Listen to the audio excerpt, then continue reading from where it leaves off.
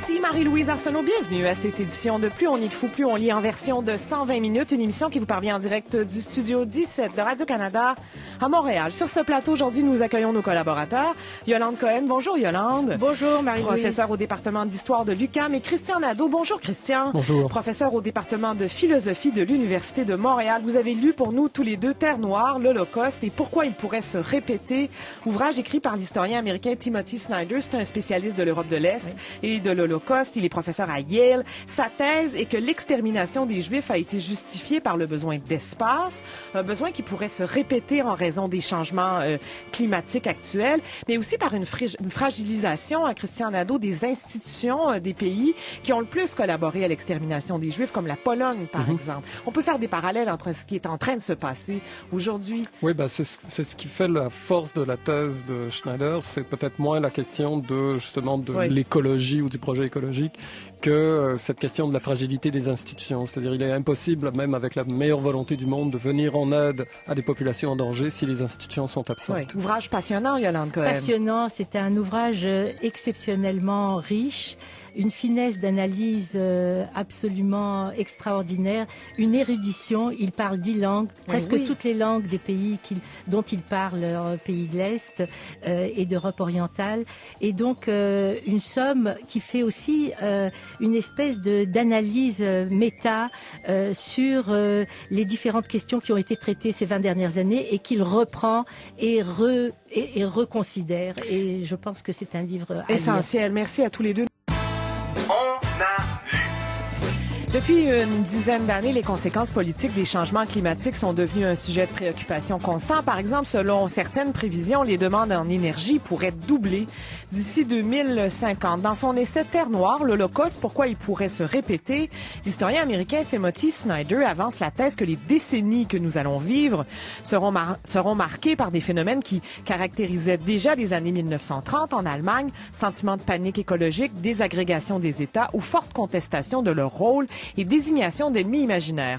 Nous avons confié la lecture de cet ouvrage à Yolande Cohen, professeure au département d'histoire de l'UQAM, spécialiste de l'histoire de l'Europe du 20e siècle, et à Christian Nadeau, professeur au département de philosophie de l'Université de Montréal. Parmi vos spécialités, vos territoires de recherche, la responsabilité collective, et vous préparez un ouvrage sur la justice d'après-guerre. Christian Nadeau, Timothy Snyder, qui est né le 18 août 1969, il a à peu près votre âge, en fait, Christian Nadeau.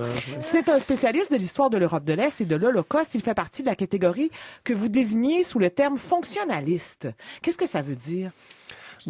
En fait, non, il y a deux grandes catégories, intentionnalistes et fonctionnalistes. Oui. C'est simplement que là où Schneider, même si lui se rapproche davantage de ce qu'on appelle les intentionnalistes, c'est que il pense en fait qu'il y a des structures qui sont mises en place et qui vont faciliter, disons, l'exécution de certaines tâches.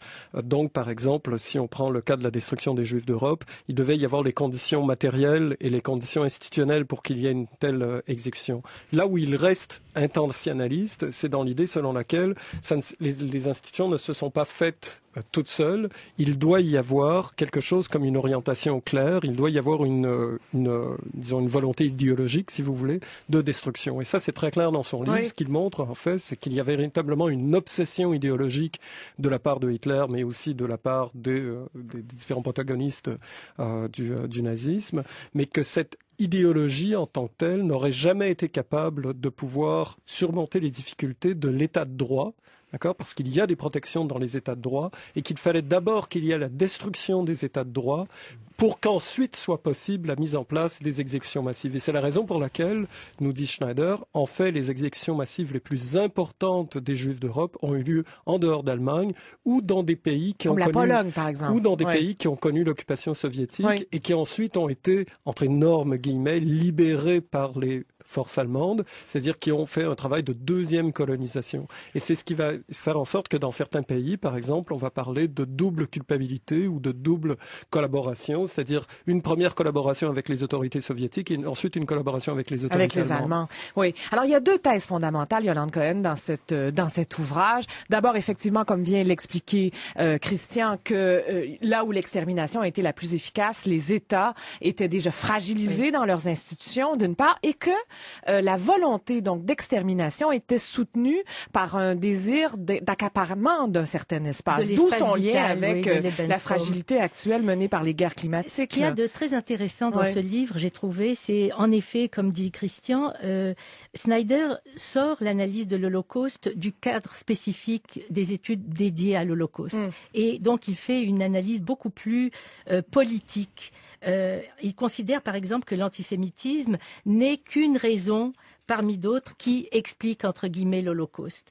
Pour lui, ce sont ce qu'il appelle, d'ailleurs, dans une traduction approximative dans le texte français, il appelle les ressources politiques et écologiques ou raciales de ces régimes qui doivent être étudiées pour montrer à quel point elles ont influé sur la possibilité qu'on puisse tuer ses concitoyens. Et donc, il montre que les politiques raciales et expansionnistes de Hitler et de Staline, qui, par crainte de manquer de blé, de pain, de nourriture pour leurs propres citoyens, s'engagent dans une course à l'annexion des territoires mitoyens de leur pays et dans la chasse aux Juifs pour s'approprier leurs biens et les liquider. Et en fait, le double complot judéo-bolchevique pour l'un et judéo-capitaliste pour l'autre sert de justification réelle, mais en même temps pour mobiliser des centaines de milliers d'hommes et plusieurs milliers de femmes aussi d'ailleurs dans le combat racial. Le déplacement qu'on avait déjà vu dans les œuvres de Tony Judt, des populations juives qui vivaient surtout, alors il les appelle les capitales des nations juives, soit en Pologne avec Varsovie, soit en Lituanie à Vilnius, et c'est pour ça que l'extension ou l'étendue du crime avant même que la solution finale ne soit élaborée, le crime a déjà lieu entre 39 et 41 quasiment. Il y a déjà des millions de Juifs qui sont liquidés, soit par balles, soit de manière atroce. Alors il donne les détails. C'est assez poignant d'ailleurs. Et il dit le déplacement de ces populations juives qui vivaient surtout en Pologne, Lituanie, Ukraine a d'abord été envisagé comme une émigration de ces Juifs. Et là, il y a un très beau passage sur la création de la Palestine par la droite polonaise qui aurait encouragé les Juifs à partir en Palestine et aurait fait pression sur l'Angleterre pour que ces Juifs déménagent une bonne fois pour toutes et disparaissent du continent européen. Donc, avant même de penser à leur extermination, on pense à leur déplacement. Oui. Et donc, deux facteurs majeurs, selon lui, accélèrent le processus.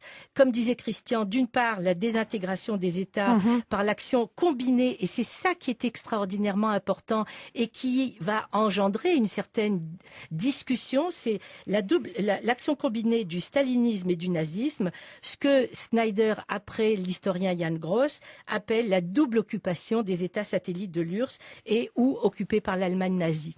Et donc, c'est un débat qui va être très important parce que il ne met pas sur le même plan stalinisme et nazisme, mais il pense simplement que cette combinaison inouïe arrive à déstructurer ces États au point que ces populations elles-mêmes vont se livrer à ces exactions. C'est la différence qu'on peut faire avec la France. Parce que si on suit sa théorie qui veut que l'extermination des Juifs a été rendue possible par la fragilisation de certains États, on peut poser la question de la France, qui était, encore un État assez fort, mais qui a pourtant assez bien collaboré avec les nazis. Qui a assez bien collaboré, mais comme l'a montré par exemple un historien comme Jacques Semelin, en fait, 75% des Juifs de France ont pu échapper. Auraient été sauvés. Mais dans la thèse de Semelin, ce qui est assez particulier, c'est qu'on a l'impression en fait que ce sont le fruit des efforts particuliers. Oui.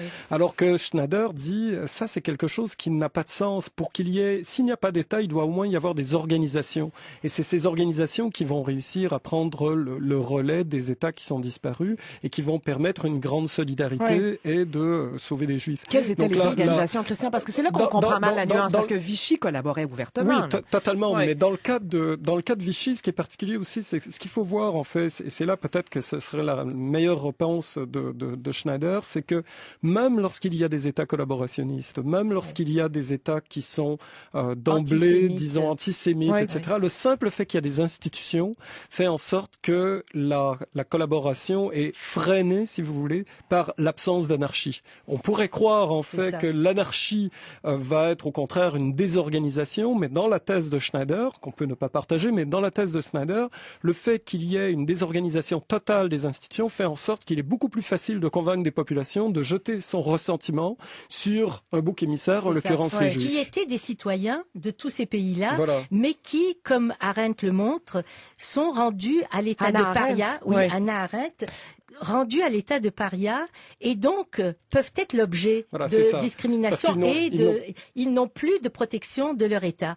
Et je trouve dans cette thèse-là quelque chose d'extrêmement fort parce qu'il va un peu plus loin que ce que Arendt montre en disant c'est pas seulement qu'ils deviennent des parias, c'est qu'ils sont mis au banc de la société dont ils sont des citoyens et à ce moment-là, ils sont l'objet de tous les exactions. Et c'est là où l'argument écologique entre en ligne de compte, c'est-à-dire que dans la thèse de Hitler, si on peut appeler ça une thèse, mais dans l'idéologie, si vous voulez, du nazisme, ce que l'on dit, c'est que non seulement cet individu n'est plus un sujet de droit, mais il n'est même plus une personne humaine, c'est-à-dire il n'appartient plus à la nature humaine. Donc le débarrasser, que ce soit en l'envoyant ailleurs, parce qu'Hitler a aussi songé à envahir l'ensemble de l'URSS pour envoyer les Juifs dans le goulag, mais ce que lui voulait, c'était purifier l'Europe. Donc l'idée de purification, l'idée de purification, c'est vraiment l'idée selon laquelle lorsque vous abattez des Juifs, lorsque vous tuez des Juifs, en fait, vous faites un travail sanitaire. Vous ne faites pas un travail d'exécution politique. C'est au-delà, dans leur vision des choses, ce ne sont pas des assassinats politiques, comme par exemple, c'était le cas pour assassiner des résistants, par exemple. Mais ce qu'il y a de très intéressant, en fait, aussi, c'est qu'il montre que il y a l'assassinat de Juifs, mais il y a aussi l'assassinat de groupes de populations locales qui sont censés avoir collaboré ou pas collaboré avec l'un des deux, dépendant des deux États. Donc, en fait, dans cette visée racialiste de l'Europe qui est développée par Hitler et par beaucoup d'autres autour de lui, eh bien, il dit, comme il le dit très bien, Schneider, il dit finalement la Pologne c'est pas un État, ça n'existe pas, l'État n'existe pas, donc j'arrive et puis je peux faire absolument ce que je veux. Comme les colonies africaines, ça c'est un élément qui est très intéressant, puis qui là je trouvais vraiment une gifle dans le visage de l'Europe. C'est en fait ce que les Allemands pensaient au sujet des pays de l'Est, c'est la même chose que vous pensiez au sujet de l'Algérie par exemple, c'est-à-dire que les Français pensaient au sujet de l'Algérie, c'est un territoire envahir et que la population locale, ce ne sont que des autochtones qui ne sont pas des sujets de droit. Alors donc, cette idée de la déshumanisation, en fait, vient se coller à une analyse vraiment métapolitique de la vision que les États ont entre eux. Et une des raisons pour lesquelles ça n'a pas marché à Vichy, c'est parce que d'une certaine façon, l'État ne s'est pas complètement désintégré. Il n'y a pas eu quand même une collaboration. Il y a eu une collaboration très importante, mais il y avait une zone libre, et donc l'État ne s'est pas complètement désintégré, et il y a eu à ce moment-là la possibilité de sauver une partie de la population juive. La thèse importante de cet essai-là, c'est que l'Holocauste, ou en tout cas les crimes de masse, pourraient se répéter. Comment il articule cette thèse, Christian Nadeau? La première chose qu'il faut rappeler, là, c'est que ce qu'on reproche à des analyses comme celle de Schneider, c'est de diluer la question de l'antisémitisme au profit de considérations politiques plus larges, ce qui n'est pas le cas de Schneider. Ce qu'il nous dit, en revanche, c'est que, pour répondre à votre question, ce qu'il nous dit, c'est que quelle que soit la population visée, d'accord, même s'il y a un fort sentiment d'hostilité à l'égard d'une population, ce sentiment peut difficilement se traduire en actes de l'ampleur de ceux qu'on a connus pour la destruction des Juifs d'Europe, si justement il y a des barrières institutionnelles. Or, un État de droit, par exemple. Ce qu'il nous dit à l'heure actuelle, c'est que partout nous voyons tomber ces barrières et que partout les pressions pour qu'il y ait, disons, des boucs émissaires ou des gens qui seraient considérés comme étant quantité négligeable, et les exemples qu'il donne ne sont pas toujours très convaincants sur le plan historique. Adéquats. Mais le problème, c'est que c'est dommage parce que autant il y a une rigueur tout au long du livre, autant en conclusion ça va très vite. Mais il faut garder, l'idée. Et c'est ça qui est intéressant. Mais il faut garder l'idée selon laquelle, en fait, à partir du moment où vous privez un État de ses institutions, alors les populations deviennent vulnérables, et alors il est beaucoup plus facile d'imaginer des mécanismes de revanche collective. Et ce qu'on vit à l'heure actuelle, c'est une dépossession des institutions. On le voit ça partout. Un mépris envers les institutions, mais un mépris qui vient d'abord des gouvernements eux-mêmes. Oui, et puis une dépolitisation des États, une déconsidération de la force étatique. Regardez avec Trump qui veut liquider presque toutes les prérogatives de l'État américain. Donc en fait, regardez avec nous, vous parliez du projet de loi 70 tout à l'heure. Le projet de loi 70, c'est un très bon exemple de la manière dont en fait... Rappelons ce que c'est le projet de loi 70. C'est une manière de faire en sorte, c'est la réforme de l'aide sociale, et c'est ce qui fait en sorte en fait que l'État se désinvestit de plus en plus de ses obligations et considère qu'en fait ce sont les individus qui sont responsables de leur sort. Mais le problème, c'est que graduellement on se retrouve avec des individus qui sont tellement démunis qu'il est très facile d'imaginer une opprobre populaire qui n'est pas du même ordre de celle dont on parle, mais qui les met dans une situation extrêmement fragile. Parce que pour revenir à cette conclusion par rapport à l'écologie, en fait, le problème, c'est avec les changements climatiques, il y a aussi une recherche d'espace vital. Bien sûr. C'est ça. Et de cet espace vital, avec ces millions. Exactement. Et avec une démographie qui explose aussi. Exactement. Alors donc cette recherche d'espace vital peut être une des raisons de destruction de l'État, indépendamment des conditions dont on peut parler. Et de crimes de masse, d'ailleurs, qu'on peut voir déjà dans un certain nombre de pays. Alors, vraiment, c'est un ouvrage qui n'ouvre pas directement sur ces questions-là, mais en même temps, il a tellement travaillé sur cette question qu'il ne peut pas finalement s'empêcher d'intervenir dans la scène publique, quittant son rôle d'historien et son expertise particulière pour tenter de faire des liens avec l'histoire. On l'entend, on le fait de plus en plus, Christian, certainement depuis quelques mois. On le faisait ensemble il y a quelques années et puis on se faisait parfois regarder de travers, mais on voit qu'il y a une montée du fascisme en Europe, ou en tout cas d'un certain nationalisme inquiétant. Il y a un chapitre qui est particulièrement fort, puis en même temps qui pourrait être probablement discuté mieux par les historiens que par les philosophes, c'est le chapitre sur Auschwitz. Parce que ce qu'il nous dit, c'est, un des problèmes que nous avons, c'est lorsque nous voulons considérer, par exemple, des phénomènes comme le fascisme, alors il faut le circonscrire sur un objet, en l'occurrence Auschwitz, qui nous permet de dire, voilà, ça se passe là, et ça ne peut pas déborder. Et du coup, on ne voit pas les problèmes systémiques. Et à partir de ce moment-là, on trouve des boucs émissaires, c'est-à-dire on va c'est un peu une poupée voodoo, si vous voulez. Donc on finit par focaliser sur un objet. Par exemple, c'est vrai qu'aux États-Unis, on a raison d'être très énervé par Trump, mais si en même temps on focalise uniquement sur Trump et qu'on oublie les conditions de possibilité qui ont fait en sorte que Trump est au pouvoir ou sera au pouvoir, alors et les parallèles qu'on peut faire avec les autres pays. Auschwitz, en fait, il montre très bien que Auschwitz n'est qu'une manière de penser l'Holocauste. Et c'est sans doute la pire manière parce que elle réduit la bureaucratie, la technologie comme si c'était de la modernité. Or, il montre que non. Et l'autre chapitre que j'ai beaucoup aimé aussi, c'est celui sur les justes. Il dit à la fin, quand on n'a plus les institutions, il reste la bonté. Et c'est donc la bonté des individus qui va faire que les gens... Il faut pouvoir compter sur la bonté. Il montre qu'il y en a beaucoup qui individuellement ont été sauvés parce que par la bonté du voisin. Par un vrai héroïsme, absolument. Terre noire, donc l'Holocauste et pourquoi il peut se répéter. Ouvrage à lire, selon votre avis à tous les deux. Voilà, de l'historien américain Timothy Snyder. C'est paru en français chez Gallimard. Merci beaucoup à l'irremplaçable Jean-Philippe Cipriani. Merci à Christian Côté et à Yolande Cohen. Véronique Côté, vous restez avec nous. Bien sûr. Oui, Christian Nadeau. Qu'est-ce que j'ai dit? Côté. Mais c'est Nadeau, bien entendu. Merci beaucoup.